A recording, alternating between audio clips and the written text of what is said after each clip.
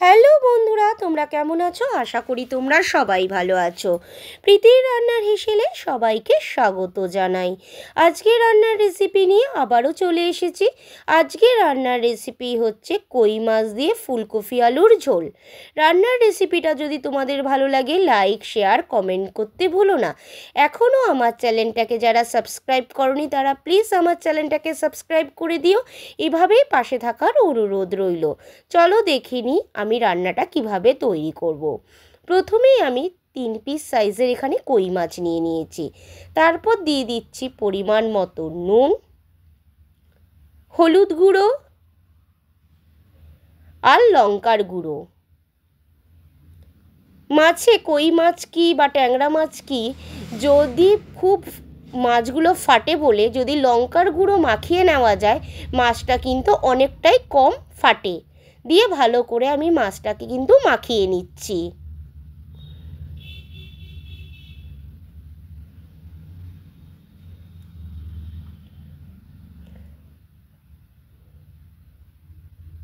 মাছটা কিন্তু আমার মাখানো কমপ্লিট হয়ে গেছে।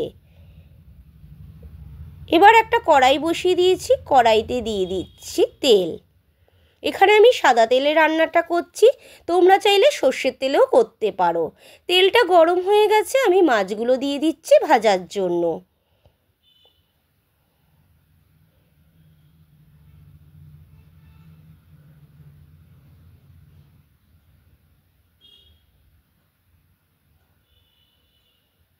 এক সাইড আমার মাছগুলো ভাজা হয়ে গেছে, আমি মাছগুলোকে উল্টে দিচ্ছি আরেক সাইড হওয়ার জন্য।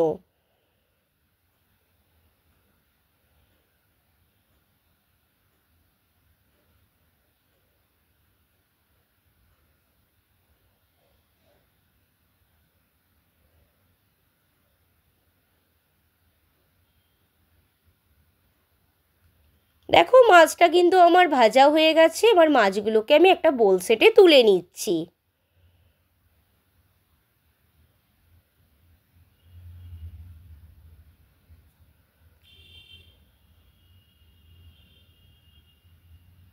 তারপরে দিয়ে দিচ্ছি কেটে রাখা ফুলকপিগুলো। ফুলকপিগুলোকে আমি ভেজে নেব। ফুলকপির মধ্যে দিয়ে দিলাম পরিমাণ মতন নুন আর পরিমাণ মতন হলুদ গুঁড়ো। দিয়ে আমি ফুলকপিটা কিন্তু ভালো করে ভেজে নেব। ভালো করে ফুলকপিটা আমি নাড়িয়ে নিচ্ছি।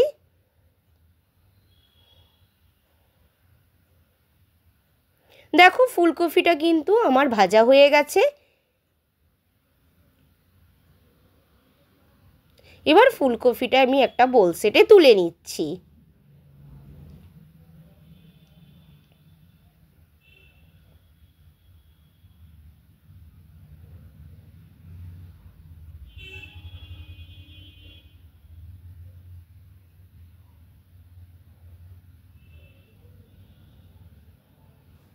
তারপরে মিক্সার জার নিয়ে নিয়েছি বোল সেট। বোলের মধ্যে নিয়ে নিচ্ছি কেটে রাখা টমেটো,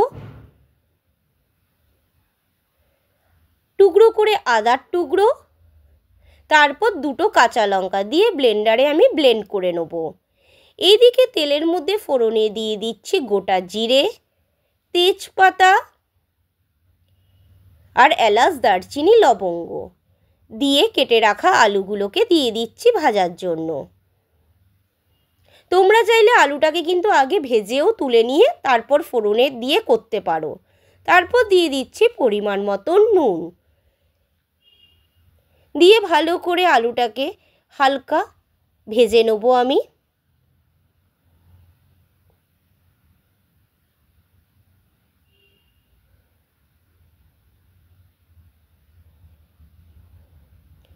দেখো আলুটা কিন্তু ভাজা হয়ে গেছে আমার।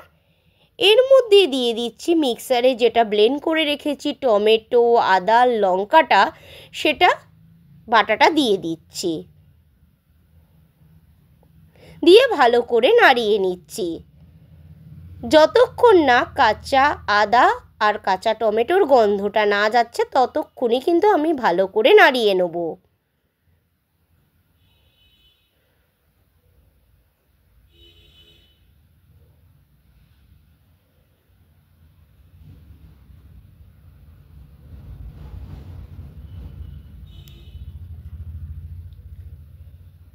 এরপর দিয়ে দিচ্ছি পরিমাণ মতন হলুদ গুঁড়ো, লঙ্কার গুঁড়ো